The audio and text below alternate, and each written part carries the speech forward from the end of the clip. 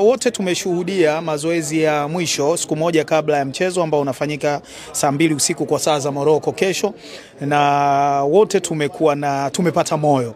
Timu iko katika hali nzuri, vijana wako motivated, na naamini kwenye yale ambayo wanatakiwa kuyafanya watayafanya kikamilifu, kama ambavyo yale ambayo sisi kama serikali tulitakiwa kuyafanya tumeyafanya kikamilifu, na matokeo ya mchezo wa kesho yatakuwa in our favor. Kwa hiyo naamini tumejiandaa vya kutosha na tutafurahia mchezo.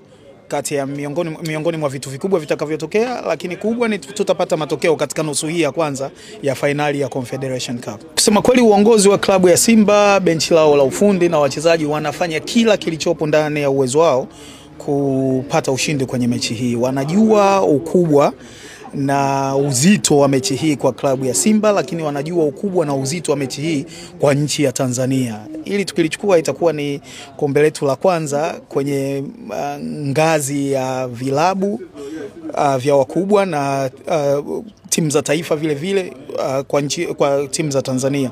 Kwa hiyo ni jambo kubwa sana na wanafahamu hilo. Yaani kila unachowaambia unaona kabisa kwamba kinawaingia moja kwa moja na wamejiandaa. Hata mipango yao ya jinsi ambavyo wanataka ku-approach mchezo huu, unaona kabisa ni watu ambao wanajua wanachokifanya, na naamini